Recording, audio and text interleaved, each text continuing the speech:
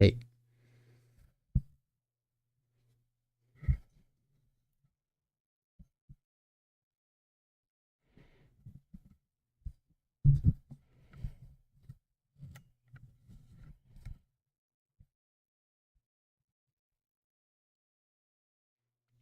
Hey. Cool.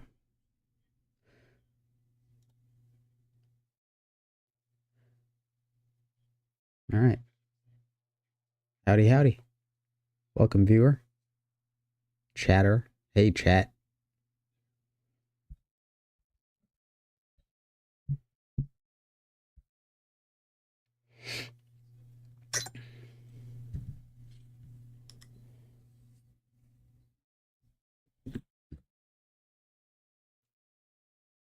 Stand by. We'll get started in a minute.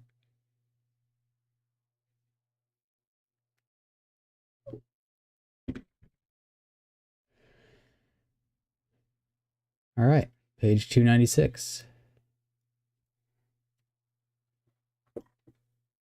Final outreach to state legislators. The efforts to overturn the election through state legislatures continued throughout the final 2 weeks before the joint session of Congress on January 6th. Based on actual events and documents obtained by the Select Committee, President Trump's campaign team, outside advisors, and motivated volunteers generally acted in accord with what was written down in a strategic communications plan when engaging with and sometimes demonizing state officials. Activities that occurred thereafter were in accord with the plan. The plan was explained in a document that was presented to the White House. The plan contemplated pressuring Republican legislators both in Congress and in 6 key swing states. The document itself purports to be the product of the Giuliani Presidential Legal Defense Team and declared that we have 10 days to execute this plan and certify President Trump.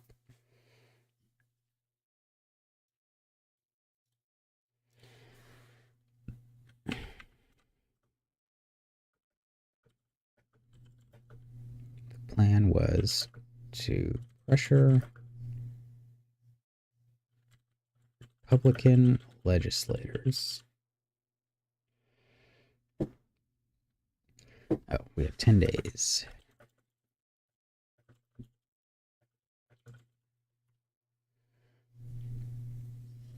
Carrick told the Select Committee that pieces of the plan had been in place for some period of time before the document was actually created, and that he thought that the catalyst for actually memorializing the plan was the approaching deadline of January 6th. In fact, the 10-day plan to help certify President Trump had been the subject of continual discussions for 6 weeks and was being discussed every day at some point prior to the 10 days that we're talking about.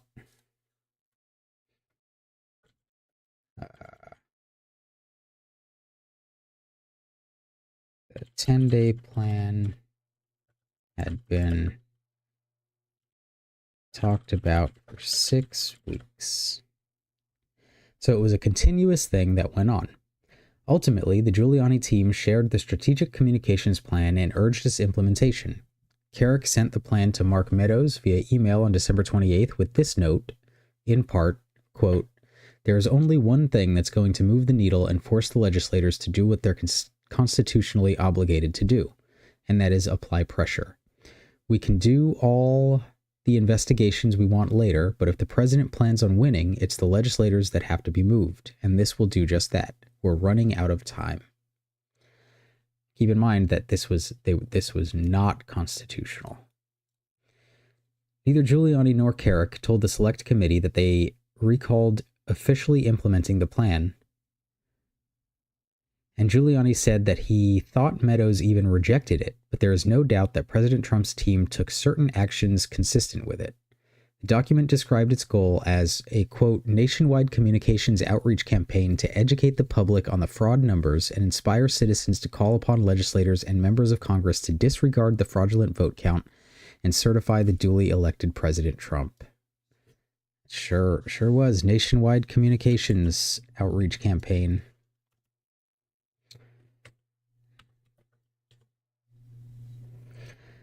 The focus of campaign was the swing state Republican senators in Arizona, Georgia, Michigan, Nevada, Pennsylvania, and Wisconsin.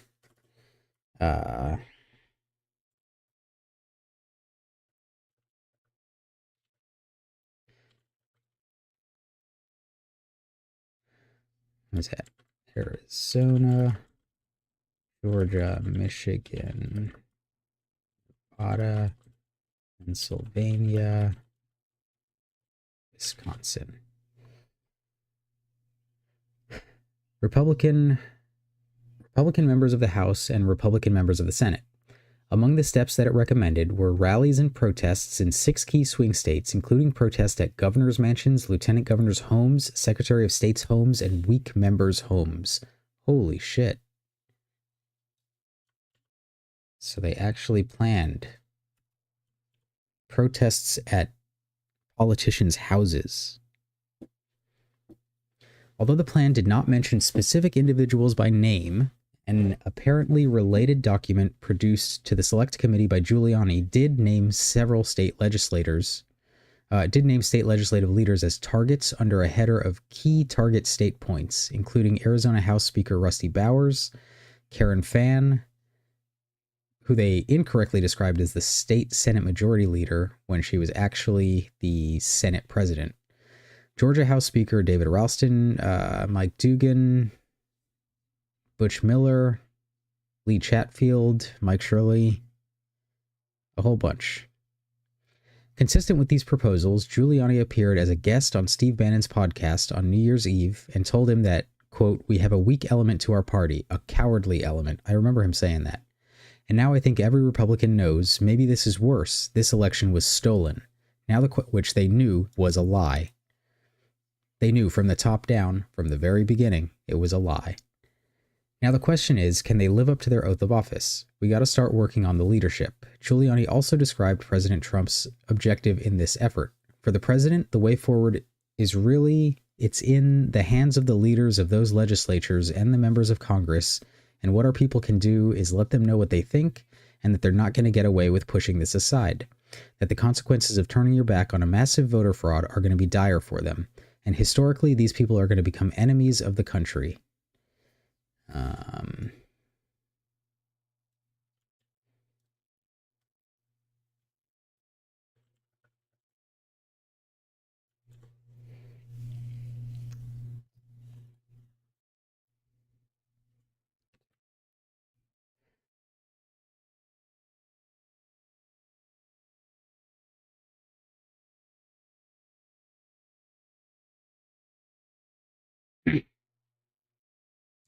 A key component of this plan was to call out Republican officials who rejected President Trump and his team's efforts or claims of fraud. Carrick and numerous other members of the campaign's legal team did just that. On December 27th, Carrick suggested that Senator Pat Toomey was corrupt and said that for any Pennsylvania official to certify their vote, it's malfeasance and criminal. That was entirely consistent with Carrick's past tweets about the election, one of which apparently called public officials who betrayed President Trump spineless, disloyal maggots. It wasn't just rhetoric, however, because as described below, people showed up outside certain officials' homes, sometimes menacingly, and of course showed up at the Capitol on January 6th.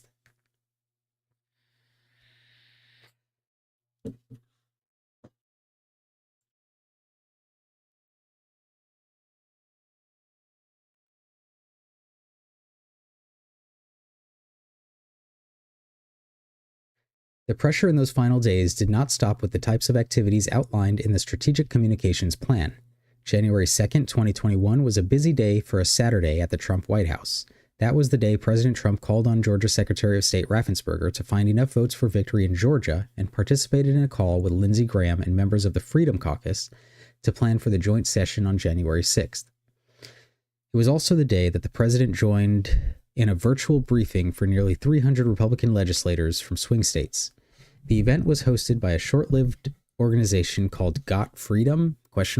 That's the name of the organization, that listed Jenna Ellis among its leadership team, and included Giuliani, John Eastman, and Peter Navarro as the program's featured speakers. A press release by Got Freedom said that the meeting was hosted by Philip Klein, a former Attorney General of Kansas who was disbarred in 2013. Okay.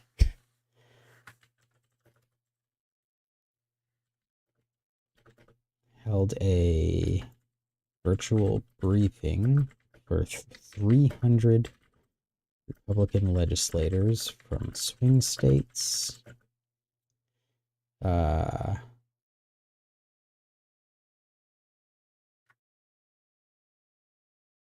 Posted by Philip Klein, who was disbarred in 2013.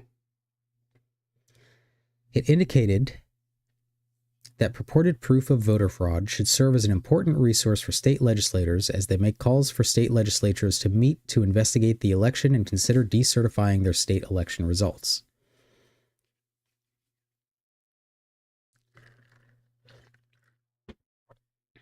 Purported proof of voter fraud, which means evidence that's not even evidence. According to the Washington Examiner, when President Trump joined the call, he told the participants, "You know that we won the election, and you were also given false numbers to certify." It quoted him saying, "You are the real power because you are more important than the courts. You are more important than anything because the courts keep referring to you, and you're the ones who are going to make that decision." When asked about that quote specifically, Giuliani, who was on the call, said he didn't recall the exact words that the president used, but told the select committee that would be the sum or substance of what he had been saying and what he believed.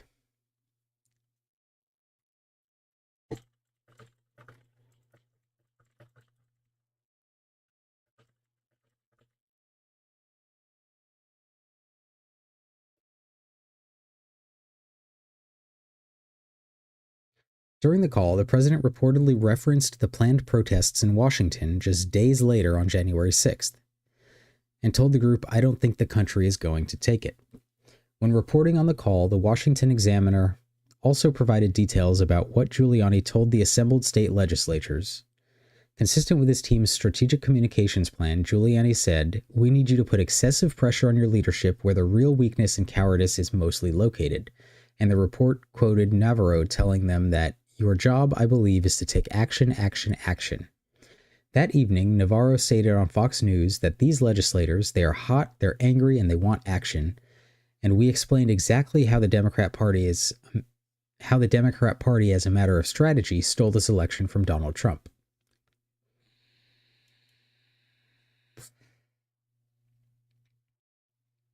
Organizers from Got Freedom sent a follow-up email that evening to participants on behalf of Phil Klein, in which they described the event as an important briefing for legislators who hold the power to decertify the results of their state elections. It emphasized the following. As elected officials in the House and Senate of your respective states, Professor Eastman laid out the constitutional imperatives for you. Assert your plenary power, demand that your laws be followed as written, decertify tainted results unless and until your laws are followed, insist on enough time to properly meet, investigate, and properly certify results to ensure that all lawful votes, but only lawful votes, are counted.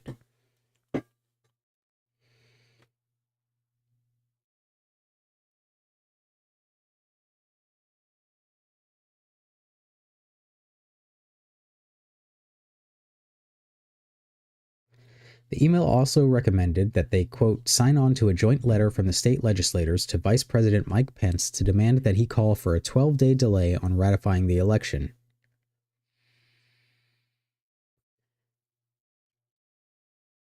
On January 6th. The letter ultimately garnered more than 100 signatures by state legislators from Arizona, Georgia, Michigan, Pennsylvania, and Wisconsin. Doug Mastriano forwarded a copy of the letter via email to Trump's executive assistant, and the National Archives produced to the Select Committee a printed version with a stamp at the top indicating the president has seen.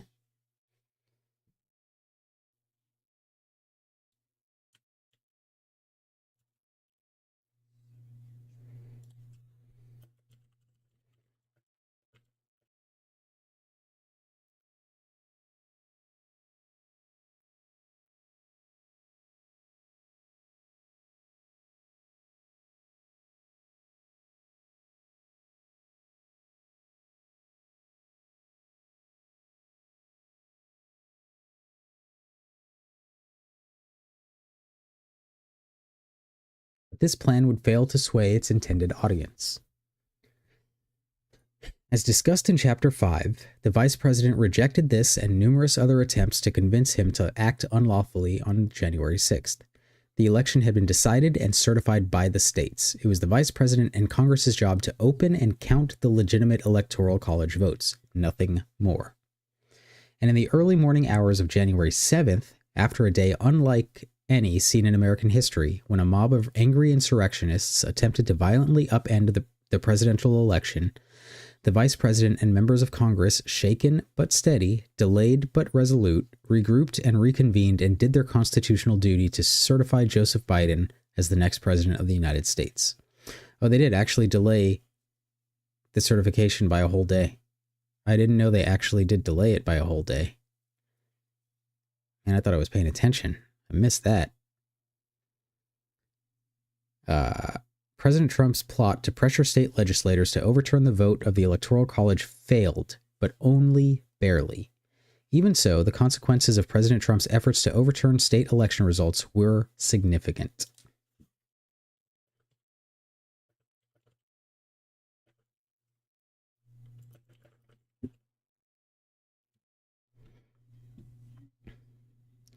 The harm caused by demonizing public servants.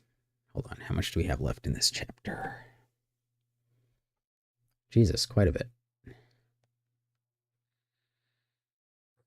But that's the end of chapter 2. 1, 2, 3, 4, 5, 6, 7, 8. 6 pages? 8 and 2 halves? 6 and 2 halves? Many of the people who refused to be pushed into manipulating election results, governors, secretaries of state, state legislators, state and local election officials, and frontline election workers just doing their jobs, found themselves subjected to public demonization and subsequent spamming, doxing, harassment, intimidation, and violent threats. Some of the threats were sexualized or racist in nature and targeted family members. President Trump never discouraged or condemned these tactics, and in fact, he was an active participant in directing his supporters through tweets and speeches to apply pressure to public servants who would not comply.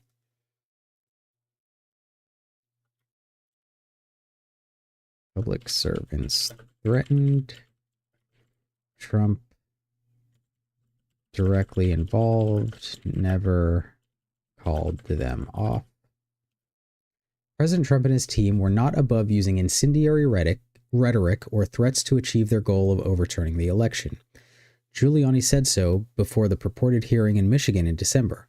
Recall that he told an online audience that there's nothing wrong with putting pressure on your state legislators, and you have got to get them to remember that their oath to the Constitution sometimes requires being criticized. Sometimes it even requires being threatened. That pressure came privately and publicly in the post-election period. Privately, for example, President Trump called Michigan Senate Majority Leader Mike Shirkey 3 times after their White House meeting, November 21st, 25th, and December 14th. Shirkey did not recall many specifics of those calls and claimed he did not remember the president applying any specific pressure. The day after one of those calls, however, Shirkey tweeted that, quote, "Our election process must be free of intimidation and threats, and it's inappropriate for anyone to exert pressure on them." From this and other public statements, it's clear that Shirkey was sensitive to outside forces pressuring people with roles in the election.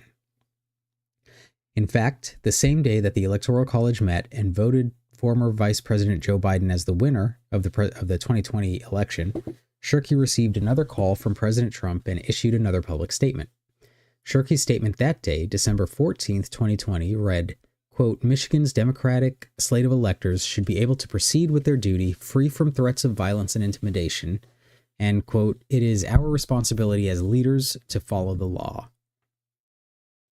Publicly, President Trump used both Twitter posts and paid social media and cable television ads to advance his pressure campaign.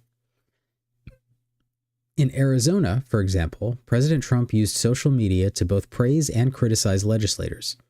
When Speaker Bowers and Senate President Karen Fann requested an audit of Maricopa County's election software and equipment, President Trump publicly commended them, retweeting a press release about their announcement and commenting, quote, "Thank you to Senate President Karen Fann and House Speaker Russell Bowers and all for what you are doing in Arizona.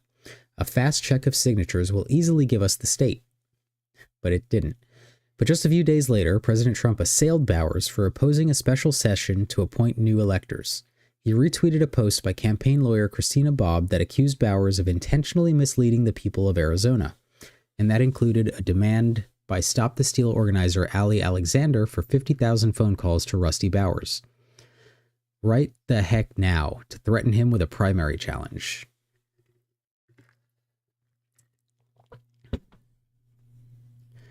And as his efforts to change the outcome of the election continued to meet resistance, President Trump personally approved a series of advertisements that the campaign ran on cable television and social media in several important states. One advertisement in Arizona called for pressure on Governor Ducey in particular, alleging, quote, "The evidence is overwhelming. Call Governor Ducey and your legislators. Demand they inspect the machines and hear the evidence." Another claimed that, quote, "Illegal aliens voted, and here in Arizona, Trump votes were discarded. It's an outrage. Call Governor Ducey and your legislators at phone number. Demand they inspect the machines and hear the evidence. Call Governor Ducey at phone number. Stand up for President Trump. Call today. Paid for by Donald J. Trump for President, Incorporated." Several days earlier, Trump campaign's senior advisor Jason Miller had explained the intention for this round of advertisements in an email. He wrote that, quote, "The president and Mayor Giuliani want to get back up on TV ASAP, and Jared Kushner has approved in budgetary concept, so here's the game plan. In order to motivate the GOP base to put pressure on the Republican governors of Georgia and Arizona and the Republican-controlled state legislatures in Wisconsin and Michigan to hear the evidence of voter fraud before January 6th.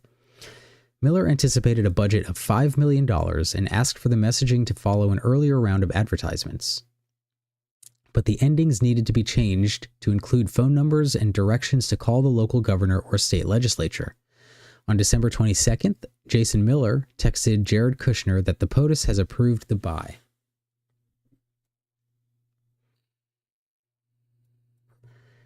References to anger and fighting were featured in some of the president's remarks during that period.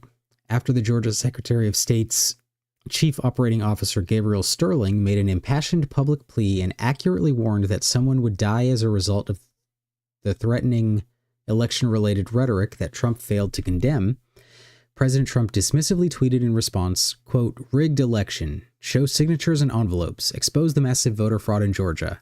What is Secretary of State Brian Kemp afraid of? They know what we'll find."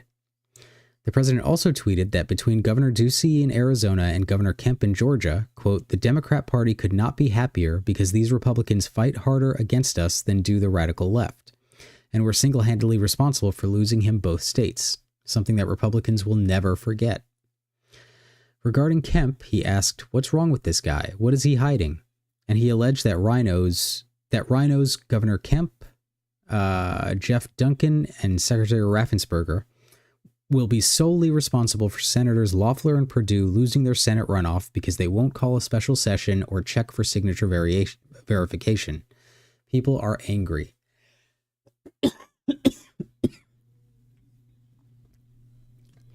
President Trump's spoken remarks were not much different.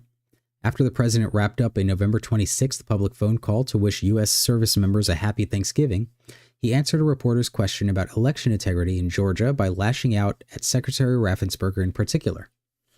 President Trump made several baseless claims of election fraud in Georgia, declared that Raffensperger himself appeared to be complicit, and labeled the Georgia Secretary of State an enemy of the people.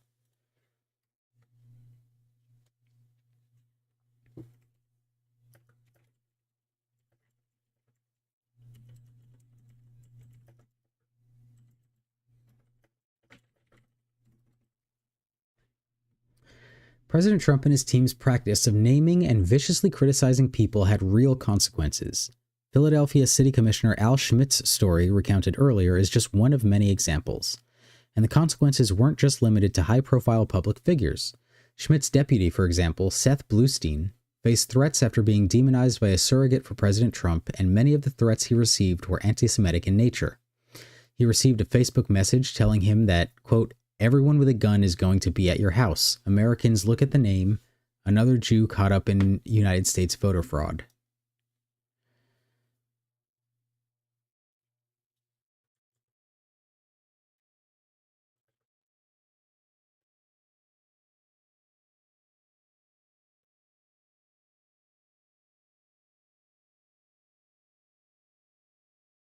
Lucien got a security detail at his home, and the experience gave his 3-year-old daughter nightmares.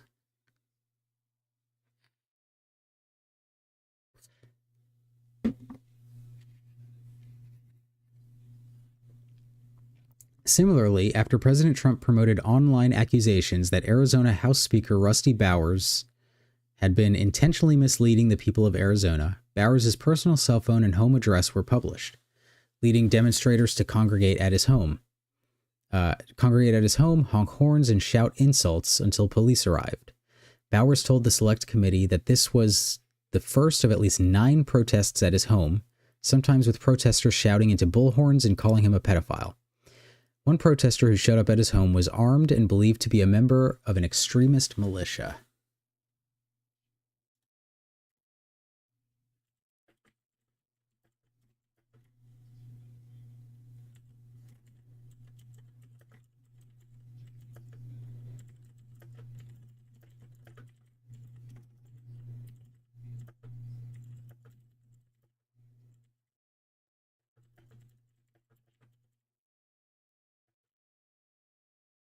Sadly, those were not isolated incidents. Stories similar to Schmitz and Bowers proliferated after President Trump's loss in the election.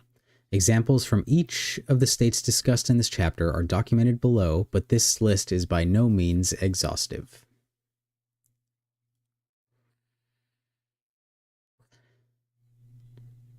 Arizona. After Secretary of State Katie Hobbs's home address and son's phone number were publicly released, demonstrators congregated outside her home chanting, "We are watching you." A social media user at the time recommended, quote, "Let's burn her house down and kill her family and teach these fraudsters a lesson." Holy shit. Secretary Hobbs has continued to receive threats since then, reporting over 100 threats to the FBI in mid-2022, including a September 2021 voicemail message that, quote, "You should be hunted. We will never be safe in Arizona again." Jesus Christ.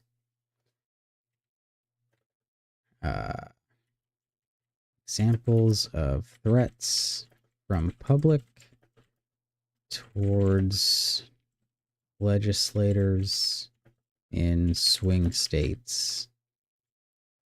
Some very clear threats to do violence.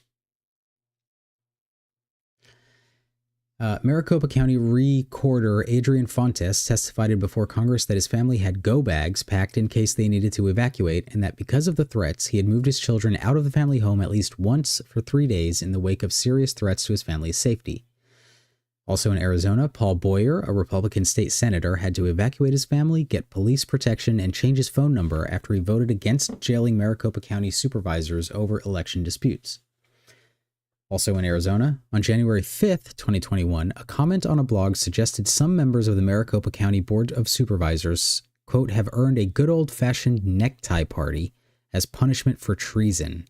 According to board member Clint Hickman, the threats never abated.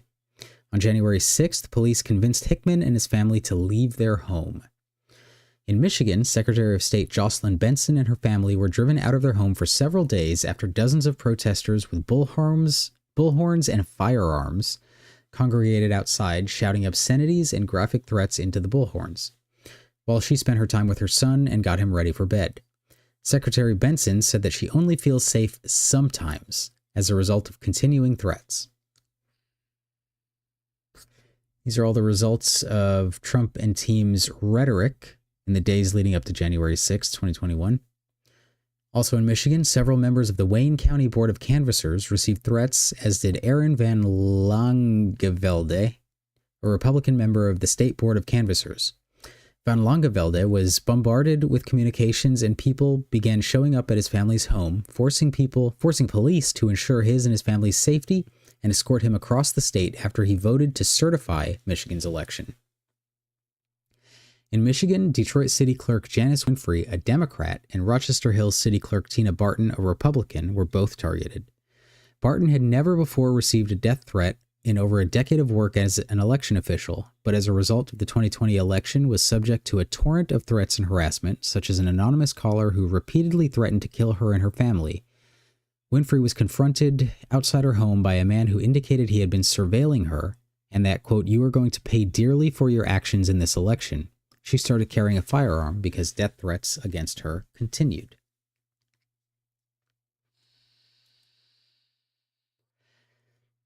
Yeah, this is nuts. I didn't know any of this. I mean, I knew there were threats going around, but Michigan House Speaker Lee Chatfield confirmed that, quote, "I and my family have received numerous threats along with members on both sides of the aisle. This included the top Democrat on Michigan's House Oversight Committee, Representative Cynthia Johnson, who was threatened with lynching after she challenged the witnesses that Giuliani offered to her committee."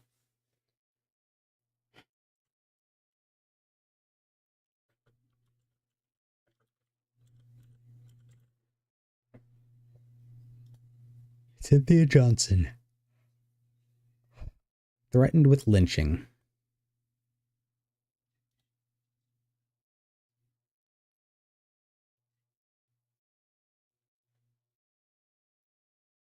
Great look. Great look, MAGA.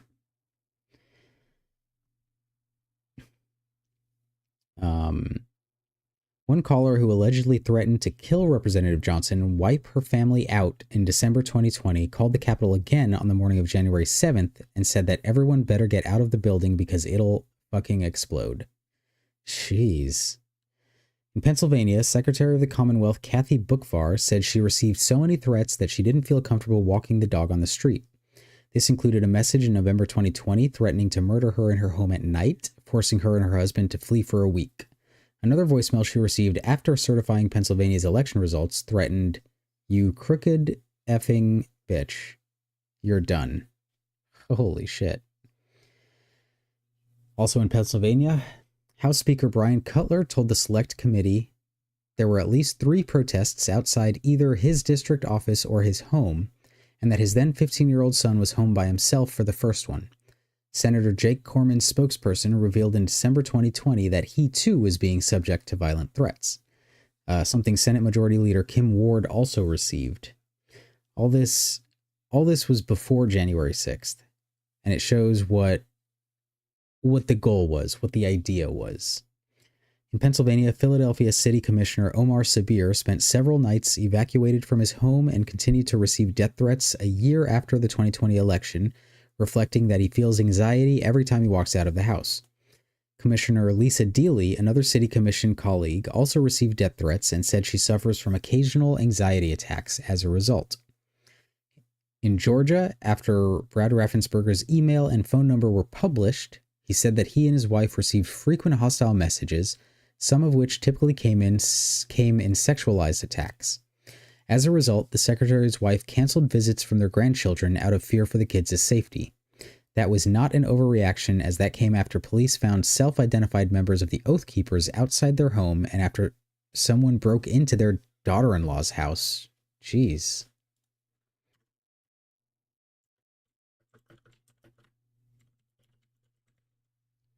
Berger's daughter-in-law's house. On January 5th, 2021 in Georgia, Governor Kemp and Raffensperger were reportedly named in a Craigslist post encouraging people to put an end to the lives of these traitors. Fuck.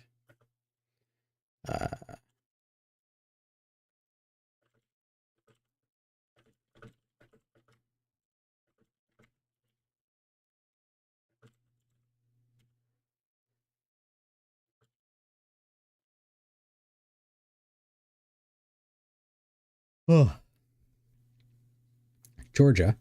Fulton County Elections Director Richard Barron was named and depicted on screen in the video President Trump played at his December 5th rally.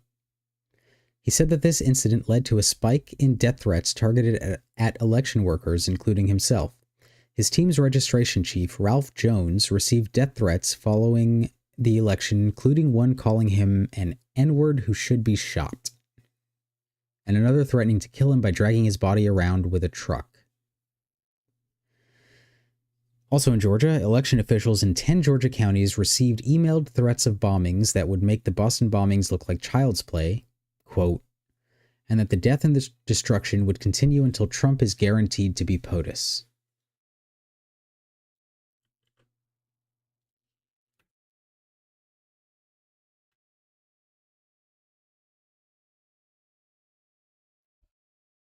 Good evening, chat. Welcome to the January 6th craziness. One of the most striking examples of the terror that President Trump and his allies caused came in Georgia, where election workers Ruby Freeman and Shay Moss, mother and daughter, were besieged. Oh, yeah, exactly. He's not, though, right? Let's see, he did respond. Well, the press conference.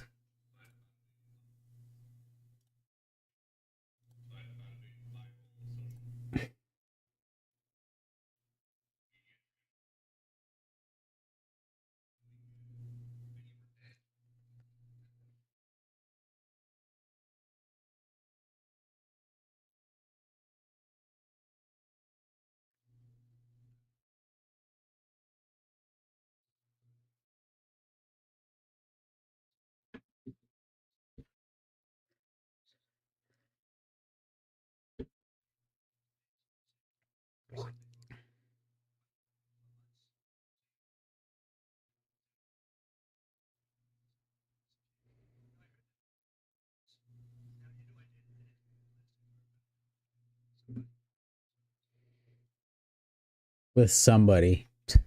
Yes, he does. He talks way too slow.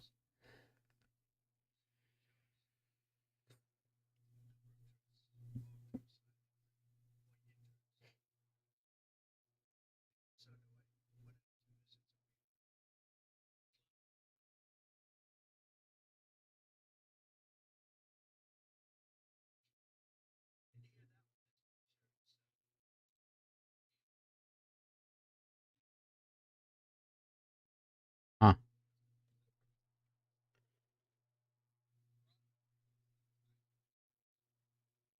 Oh, look at that.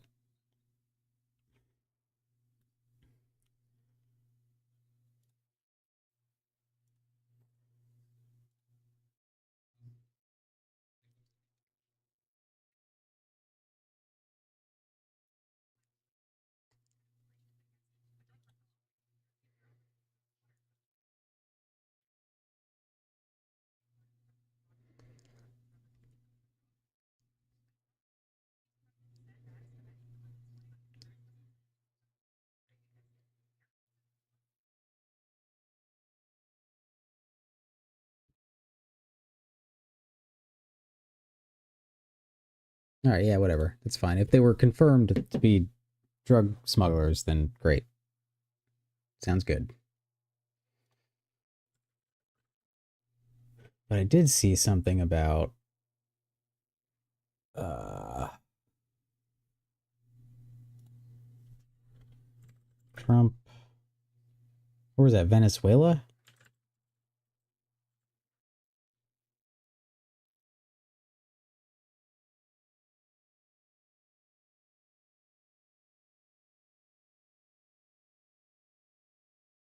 Venezuelan president has threatened to create a Republican arms if the Trump administration takes military action against his country.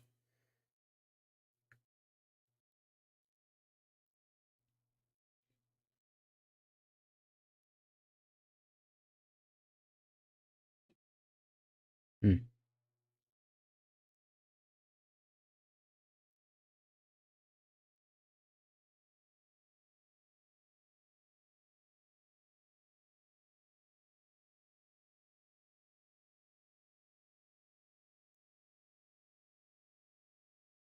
Okay.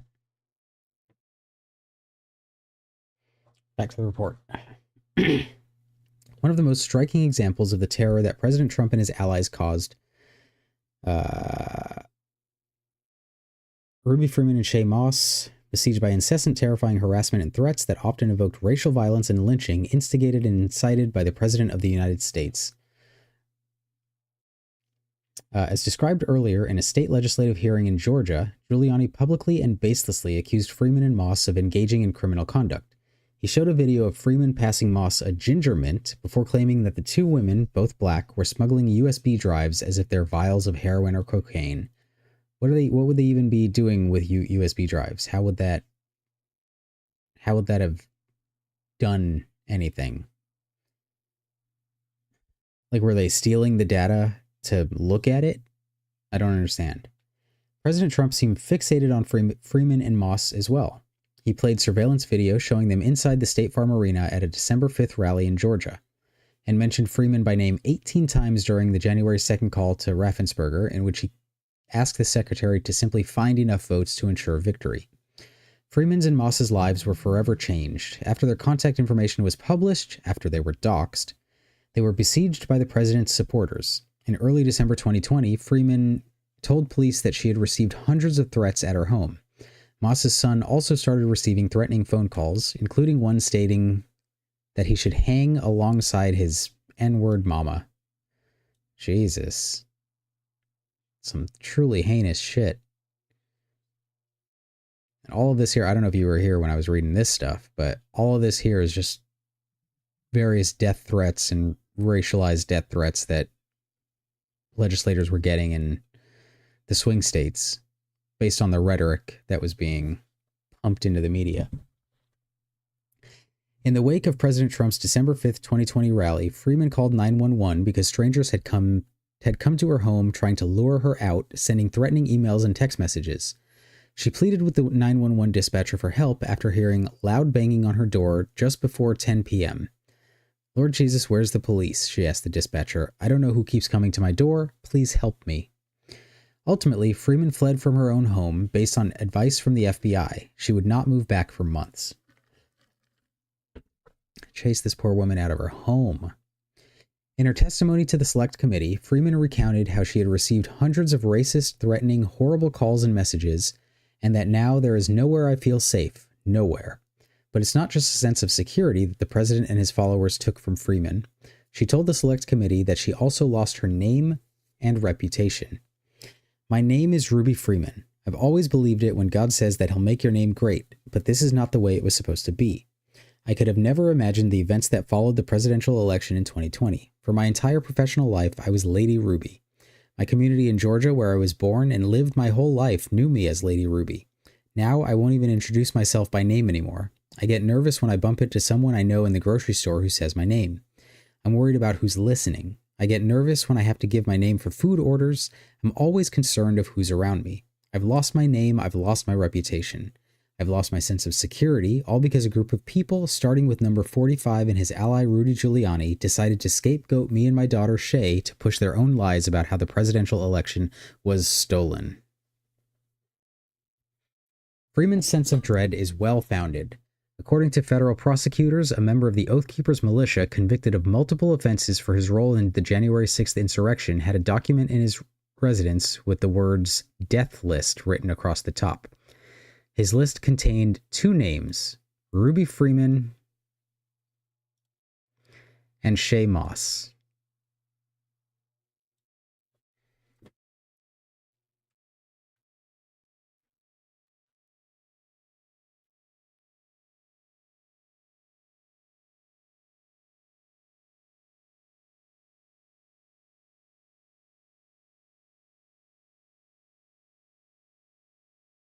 And that's it for Chapter 2. References galore.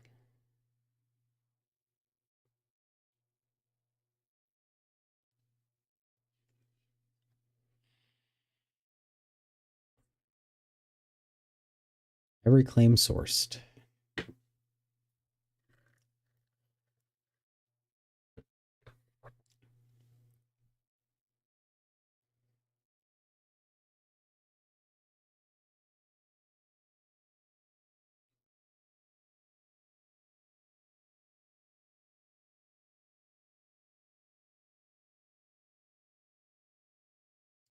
Fake electors and the President of the Senate strategy.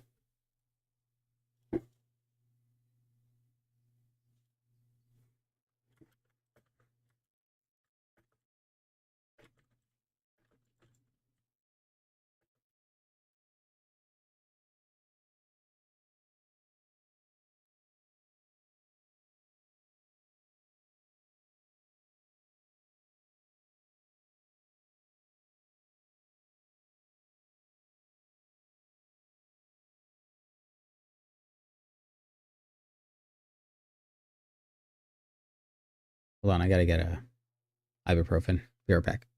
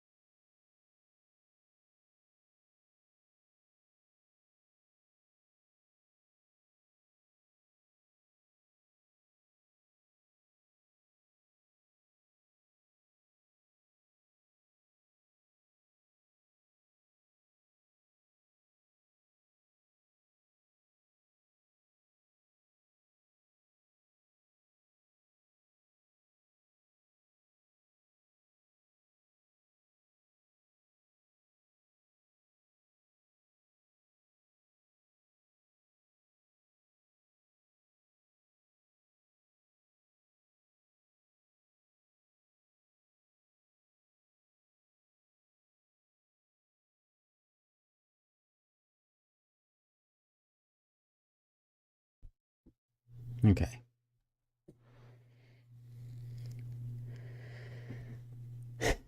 On the morning of January 6th, in his speech at the Ellipse, President Trump exhorted his thousands of assembled supporters to march to the U.S. Capitol, explaining that, quote, "We have come to demand that Congress do the right thing and only count the electors who have been lawfully slated. This was no off-the-cuff remark. It was the culmination of a carefully planned scheme many weeks in the making.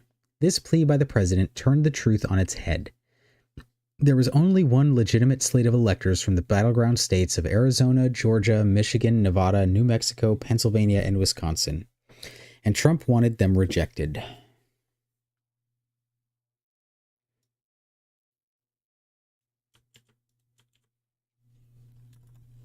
This scheme involved lawyers such as Kenneth Cheesebro, really? Such as Kenneth Cheesebro and Rudy Giuliani, as well as Mark Meadows. It also was aided at key points by chairwoman of the Republican National Committee, Ronna McDaniel, members of Congress, and Republican leaders across 7 states, some of whom did not know exactly what they were being asked to do. President Trump oversaw it himself. You know, so far there's been no mention of the MyPillow guy, whatever the fuck his name was. Mike Lindell. Where is Mike Lindell now? I think he got burned by Trump.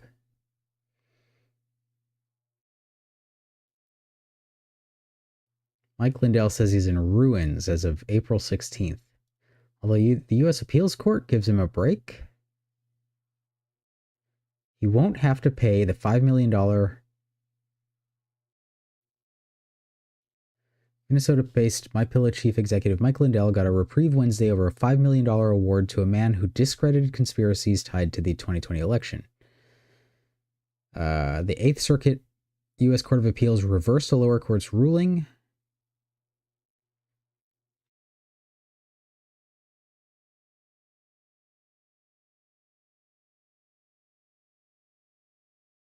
Ha.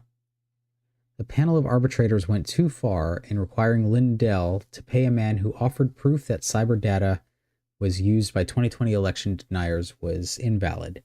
In 2021, Lindell held a South Dakota symposium featuring a Prove Mike Wrong challenge that put up a $5 million reward to anyone who could prove him wrong. Software developer Robert Zeidman concluded the data provided wasn't valid and spelled out the reasons in a report submitted during the contest. But when he didn't get the prize, Zeidman claimed breach of contract by Lindell Management LLC. He went to arbitration and after a 3-day hearing was awarded the money. Lindell went to court and lost the first round, but Wednesday's appeals court ruling takes Lindell off the hook. Really?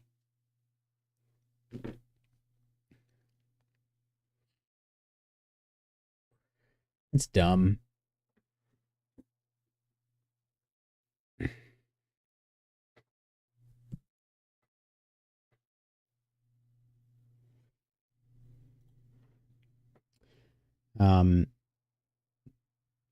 some of whom did not exactly know what they were being asked to do. President Trump oversaw it himself. President Trump and his allies prepared their own fake slates of electors. President Trump and his allies prepared their own fake slates of electoral college electors in 7 states that President Trump lost: Arizona, Georgia, Michigan, Nevada, New Mexico, Pennsylvania, and Wisconsin. And on December 14th, 2020, the date when true certified electors were meeting to cast their electoral votes for the candidate who had won the popular vote in each of those states, those fake electors also met, ostensibly casting electoral votes for President Trump, the candidate who lost. All right, hold on.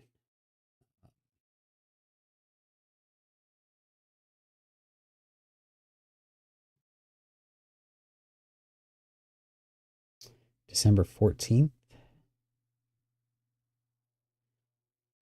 What the fuck is going on here?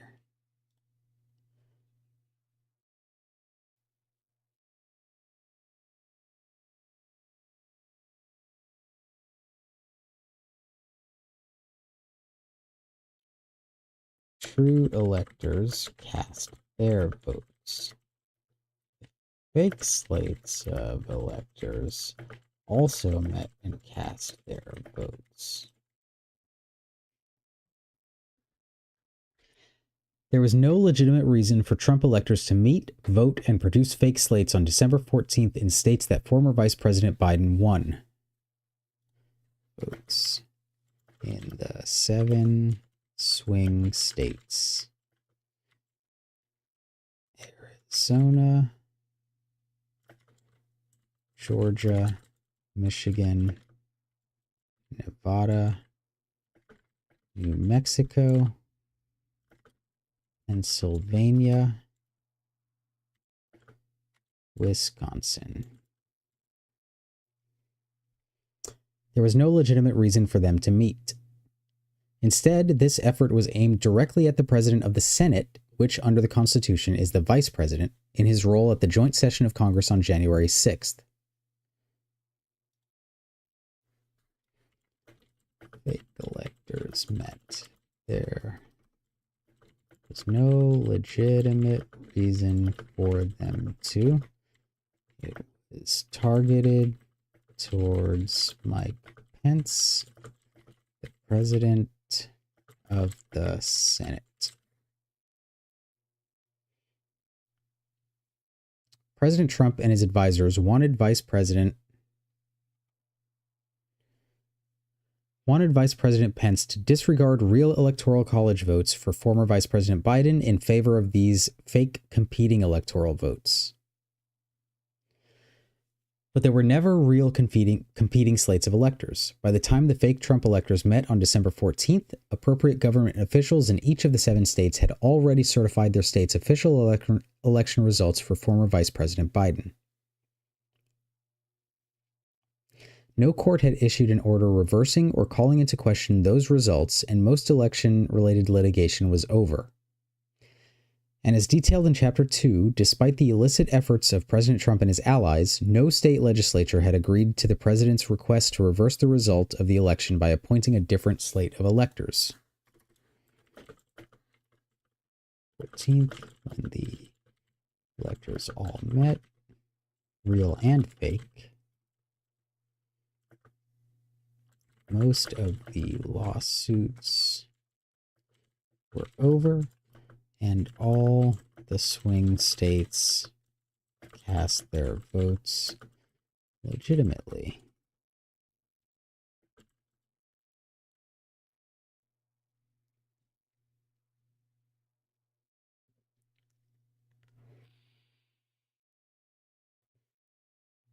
Given all of this, these groups of Trump backers who called themselves presidential electors were never actually electors, and the votes they purported to cast on December 14th were not valid. They were fake. They had no legal standing, and their fake votes could not have been used by Vice President Pence to disregard the real votes of electors chosen by the voters.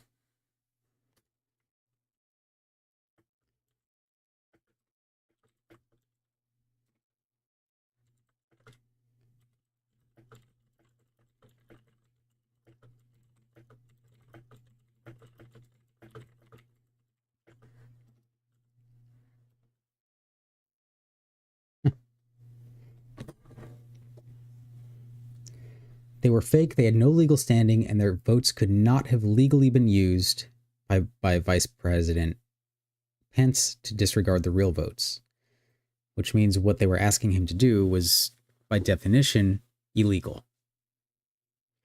By January 6th, President Trump had been discouraged by his top lawyers from following through on his plan. The Trump campaign's senior staff attorneys had concerns, and several days before the joint session, the acting attorney general and deputy attorney general blocked the sending of a letter indicating that there were competing slates of electors, including in Georgia and in several other states. But this reasoning did nothing to change President Trump's rhetoric or plan. He continued to assert that there were competing or dual slates of electors to create an opportunity to stay in office on January 6th. This fucking guy. All right. Trump's senior staff attorneys blocked a letter claiming that there were competing electors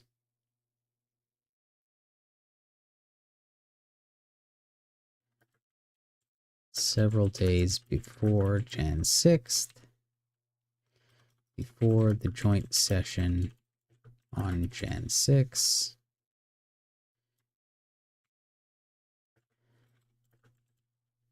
because they knew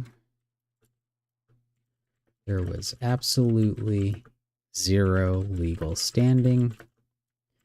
Trump continued to say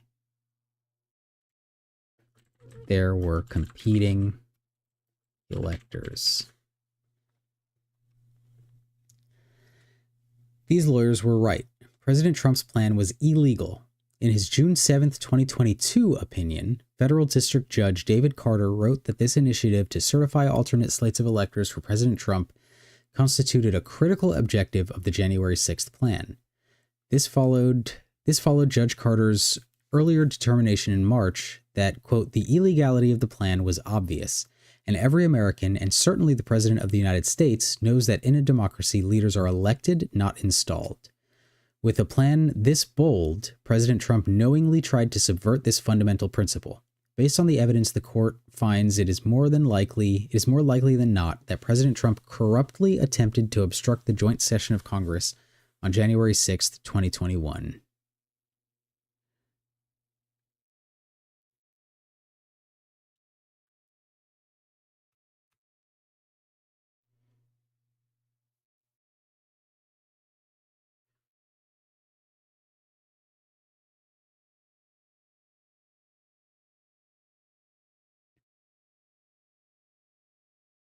The fake elector effort was an unlawful, unprecedented, and destructive break from the Electoral College process that our country has used to select its president for generations. It led directly to the violence that occurred on January 6th. To address the damage that it caused, it is important to understand how it transpired.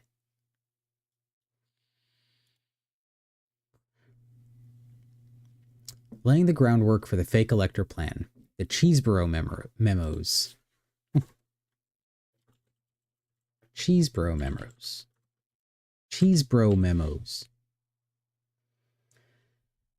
The fake elector plan emerged from a series of legal memoranda written by an outside legal advisor to the Trump campaign, Kenneth Chesebro.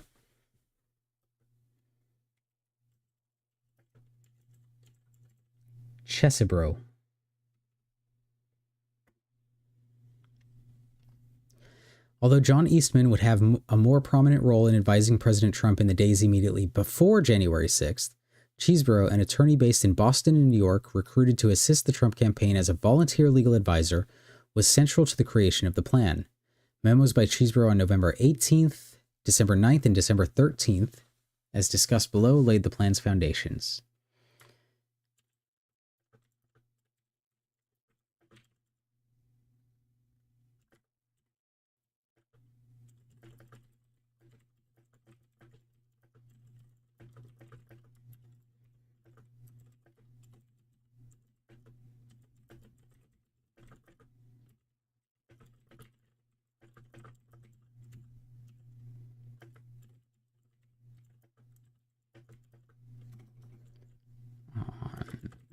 18th,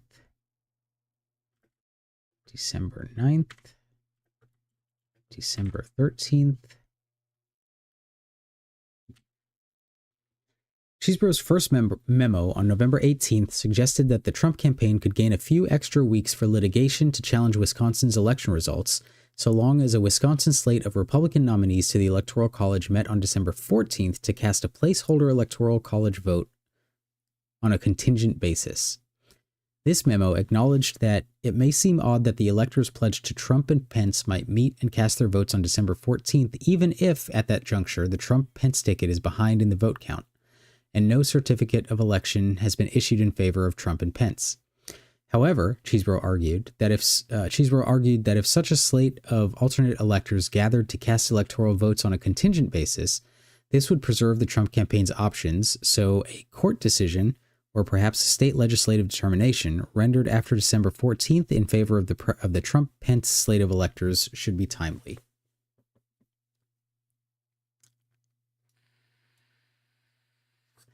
On December 9th, Chesebro penned a second memo, which suggested another purpose for fake electoral college votes on January 6th. It stated that unauthorized Trump electors in these states could be retroactively recognized by a court, the state legislature, or Congress. Under this theory, there would be no need for a court to decide that the election had been decided in error. Instead, Congress itself could choose among dueling slates of purported electoral votes and thereby decide the presidential election, even though Article 2 of the Constitution grants that power to the Electoral College via the states.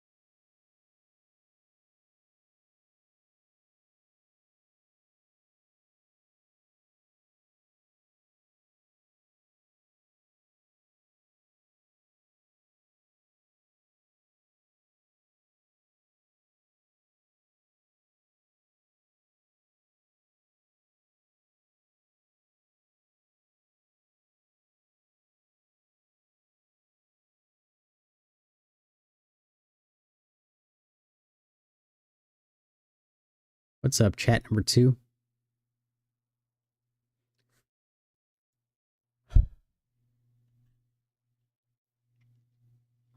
Talking about the Chesebro memos, which laid the foundation. Oh, and he's gone.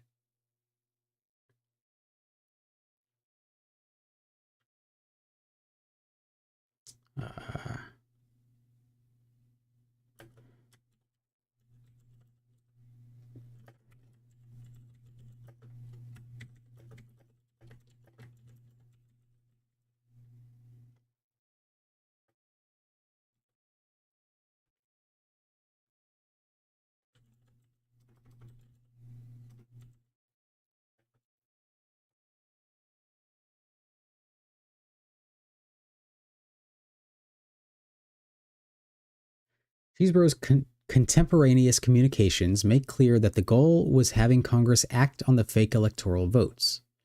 He emailed an organizer of the fake electors in Nevada that the purpose of having the electoral votes sent to Congress is to provide the opportunity to debate the election irregularities in Congress and to keep alive the possibility that the votes could be flipped to Trump.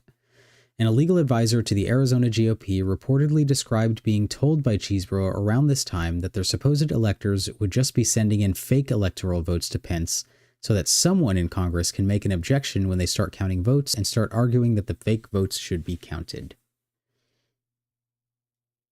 Yeah, like that's all that they would have gained from that.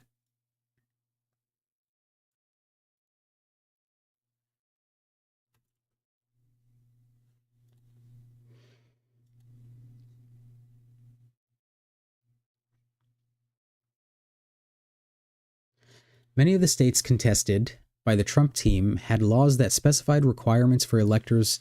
Many of the states contested by the Trump team had laws that specified that requirements for electors be validly cast and transmit their votes. That specified the requirements for electors to validly cast and transmit their votes. And the December 9th memo recognized that some of these criteria would be difficult, if not impossible, for the fake electors to fulfill. As described later, most were not fulfilled.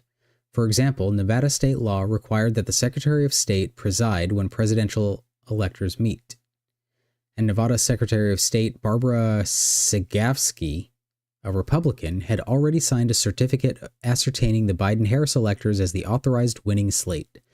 Several states also had rules requiring electors to cast their votes in the state capitol building, or rules governing the process for approving substitutes if any original proposed electors from the November ballot were unavailable. As a result, Cheesebro's December 9th memo advised the Trump campaign to abide by such rules when possible, but also recognized that these states could be slightly problematic. These slates could be slightly problematic in Michigan, somewhat dicey in Georgia and Pennsylvania, and very problematic in Nevada. On December 13th, the fake elector scheme became even clearer in an email sent by Cheesebro to Giuliani. His message was entitled Brief Notes on the President of the Senate Strategy. It addressed how the fake electors meeting the next day, December 14th, could be exploited during the joint session of Congress on January 6th by the President of the Senate, a role that the Constitution grants to the Vice President of the United States. Cheesebro argued that on January 6th, the President of the Senate could, quote, firmly take the position that he and he alone is charged with the constitutional responsibility not just to open the votes, but to count them, including making judgments about what to do if there are conflicting votes. Cheesebro's email suggested that the President of the Senate, the Vice President, could toss out former VP Biden's actual electoral votes for any state where the Trump campaign organized fake electors simply because there are two slates of votes. Of course, there were never two slates of votes, so this premise itself was fundamentally wrong. But he was arguing that even if votes by fake electors were never retroactively ratified under state law, their mere submission to Congress would be enough to allow the presiding officer to disregard valid votes for former VP Biden. Cheesebro suggested that this might result in a second term for Trump, or at minimum, it would force a debate about purported election fraud. Like they hadn't been doing that for the last 6 months. Neither of which was a lawful, legitimate reason to organize and convene fake electors. As discussed below and in Chapter 5, John Eastman worked with Cheesebro as January 6th approached and wrote 2 additional memos that built upon and extended the plan to use the fake electoral votes during the joint session.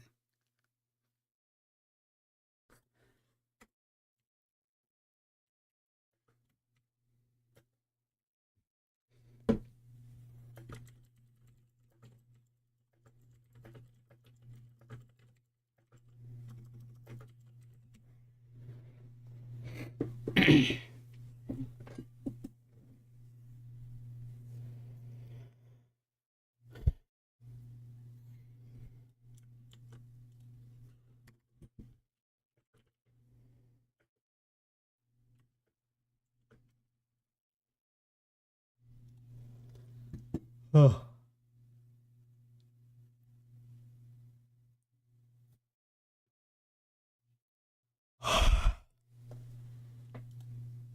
Let's see. 24. Do we get the memos? Can we get the actual memos?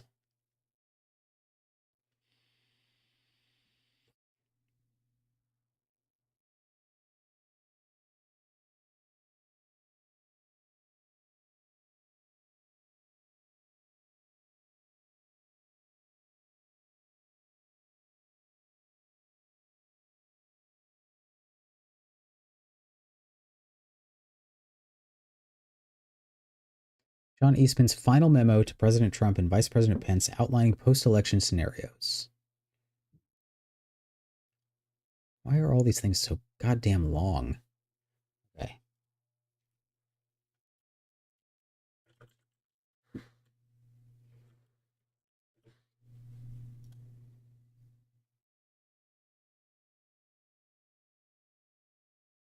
What?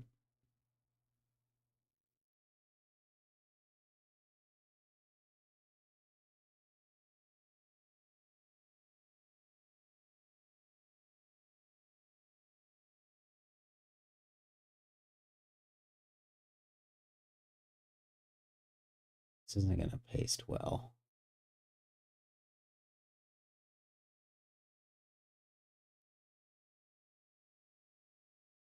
Oh, I can't even copy it. I can't even copy it. All right, what is scribed? Should I get scribed?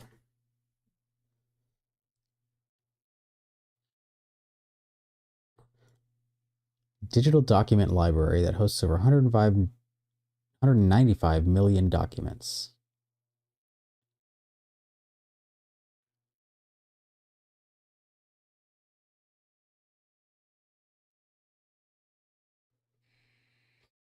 Scribed is called the YouTube for documents. Huh.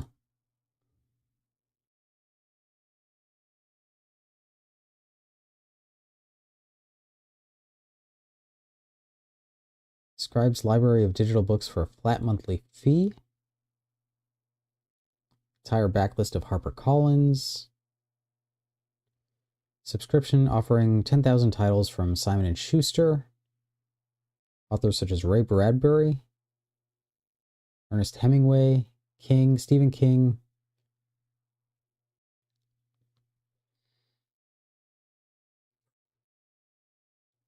Audiobooks. All right, let's see.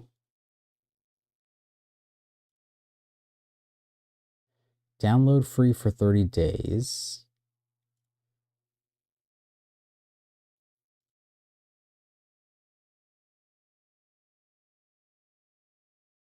Sign in. One subscription. Sign up.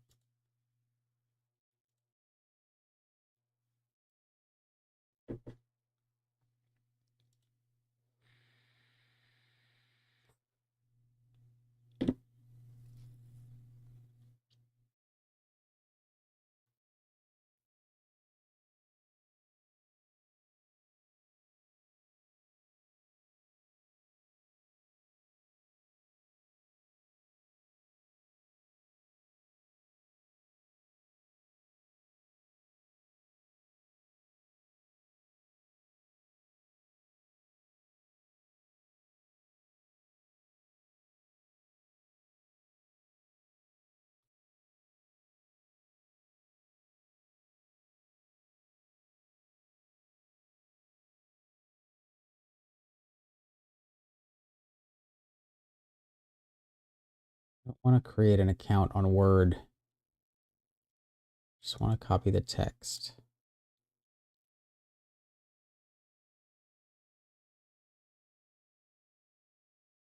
And with WordPad. There we go.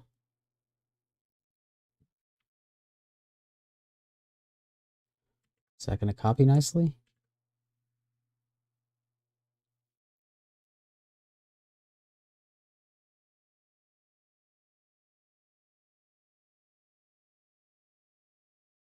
No?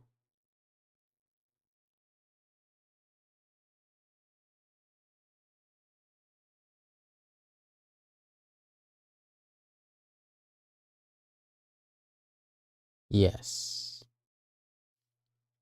Still sucks though.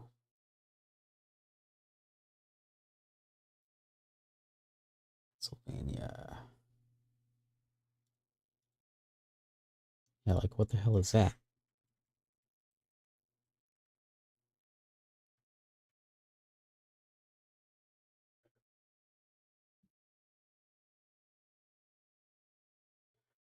All right. Maybe I'll just download the PDF then.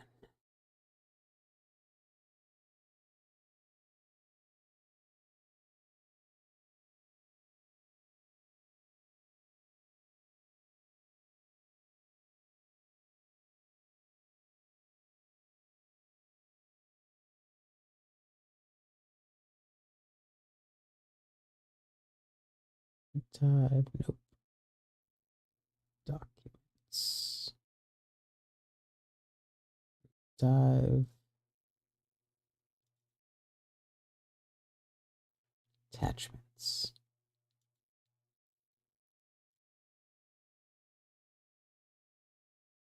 There we go. Now it should be right there. Perfect.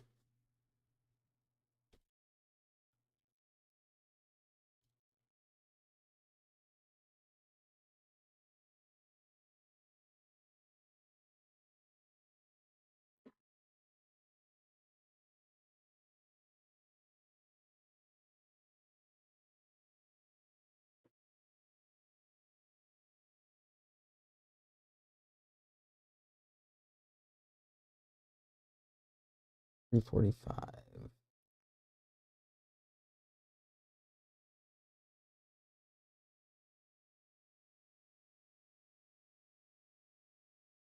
Transcript of the speech.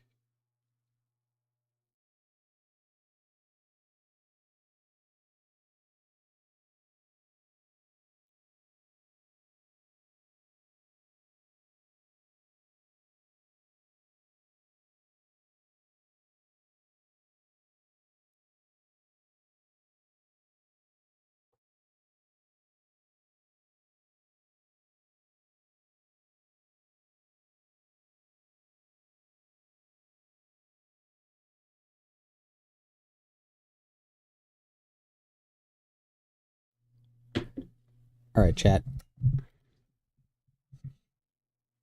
Thanks for joining. Thanks for hanging out. We'll see you. What's tomorrow night? Is tomorrow night Wednesday? Yeah. Maybe tomorrow. Probably not. I think I'm doing trivia. All right. Good night. See you Thursday.